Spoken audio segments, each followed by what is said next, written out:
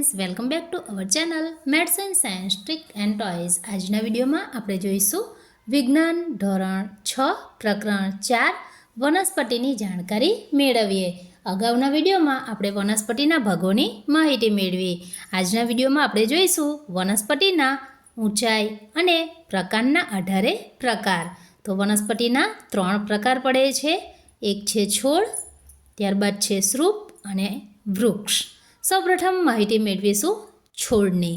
તો 4 ફૂટ અથવા તો તેનાથી ઓછી ઊંચાઈ ધરાવતો હોય તો તેને આપણે છોડ તરીકે ઓળખીએ છીએ. વધારે શાખાઓ હોતી નથી. શાખાઓ એટલે કે ડાળીઓ વધારે હોતી નથી. લીલા અને કુમળા પ્રકાંડ ધરાવતી વનસ્પતિઓને છોડ કહે છે. તો આપણે સામાન્ય રીતે જોઈએ છીએ કે છોડ હોય એનું પ્રકાંડ લીલું અને કુમળું હોય છે. ઉદાહરણ તરીકે તુલસી, બારમાસી, મકાઈ, ગુલાબ, બાજરી, ગલગોટો વગેરે છોડ છે. ત્યારબાદ છે સૃપ. 5 થી 6 ફૂટ ઊંચાઈ ધરાવતા હોય તો આપણે એને સૃપ તરીકે ઓળખીએ છીએ. પ્રકાંડના આધાર પાસેથી ડાળીઓ એટલે કે શાખાઓ ઉદ્ભવે છે. તો અહીં જે પ્રકાંડ જે છે એના આધાર પાસેથી જ ડાળીઓ ઉદ્ભવેલી હોય છે. તેનું પ્રકાંડ મજબૂત હોય છે પણ બહુ જાડું હોતું નથી.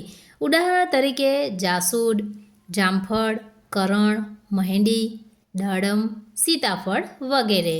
ત્યારબાદ છે વૃક્ષ. વૃક્ષ જે છે એ 6 ફૂટથી મોટા હોય છે. તેની ડાળીઓ જે છે એ પ્રકાંડ પર ઊંચાઈએ, અહીં પ્રકાંડના આધાર પાસે ડાળીઓ હોય છે અને અહીં પ્રકાંડ પર ઊંચાઈએ ડાળીઓ ઉદ્ભવે છે. ડાળીઓ એટલે કે શાખાઓ. તેનું પ્રકાંડ કઠણ હોય છે અને જાડું હોય છે. પ્રકાંડ બદામી રંગનું હોય છે અને જમીનથી ઊંચે હોય છે.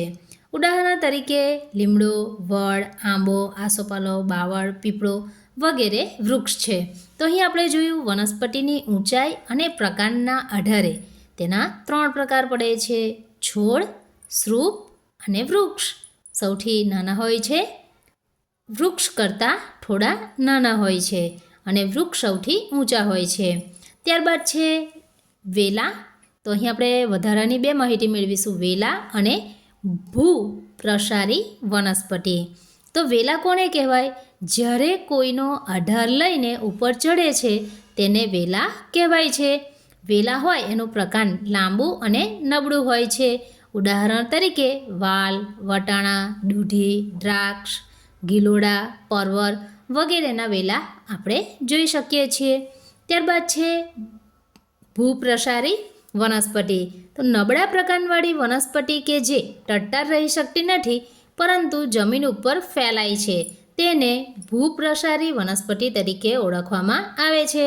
એના ઉદાહરણમાં આવશે ધરો અને દુર્વા. આપણે જે ઘાસ જોઈએ છે જે જમીન ઉપર એનું પ્રકાંડ ટટ્ટાર નથી અને જમીનની ઉપર ફેલાતી હોય છે તો એ પ્રકારની વનસ્પતિને ભૂપ્રસારી વનસ્પતિ તરીકે ઓળખવામાં આવે છે.